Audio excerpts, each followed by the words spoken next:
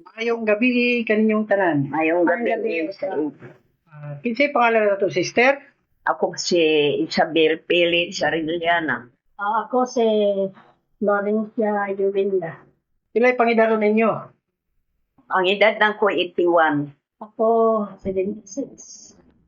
Ano sa mo nagsugod sa Adorasyon Nocturna Pilipina? Nagsugod ko sa April 2006. 20 anyos na ko sa Adorasyon Nocturna Pilipina.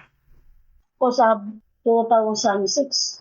Kapin kulang sa 20 anyos. Kinsay mga experience niyo sa pagsulod niyo sa Adorasyon Nocturna? Akong experience na napunan ang akong pag-alagad sa Ginoo tungod sa Adorasyon Nocturna. Nasabtan ako nga ang Ginoo hatag na ko kahayag mo niya tanan akong mga buluhaton. Na naka-experience siya ko nga itagaan ko sa Ginoo giya tungod kay na akong mga pananaawon, desire na ang Ginoo nagapakita kanako. Sa una, di pa ko matuo. Pero sa ngadto nga nagpalawom na ko sa pagampo sa Ginoo na tuo na gyud ko nga tinuod gyud tungod kay nga akong mga na matikdan na gyud labi na sa Biblia. Bago ko matulog, magbasa ko Biblia. Pagkamatabuntag, magbasa gyapon ko Biblia. Tungod kay mo na nga akong nasinati sa gusto na gyud nako ang Visit Sacrament. Kay nagtuo ko nga ang Eucharistia, si Jesucristo na gyud siya nga buhi. Na-experience na gyud nako kay naglipin na nga nadugangan ko healing nga ilabi na sa pagbasa na ako sa basahon. Nasabtan na ako nga ang Ginoo labi na akong panahon nga magkalawat. Diha ba naman diya sa basahon nga nakitagbo ang lawas ni Kristo. Ako magdugang akong pagtubo sa kada bulan ni ko dili. Excited ako sa una.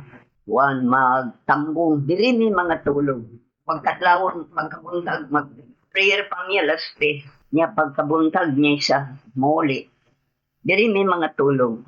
Di ako naka-experience nga na membro ko sa Adorasyon Nocturna Pilipina nga nagtuko ko nga si Kristo tungod kay nakita na ako sa ostia. Pagbayaw sa parid sa taas sa unang bata pa ko, nakita na ako ang larawan ni Jesus katong body gani mayo ko nakita. Di ako nagtuo nga kining Adorasyon Nocturna naagid si Jesus. Kasi napi na ako samtang kaya pa na ako mag-alagad sa Adorasyon Nocturna.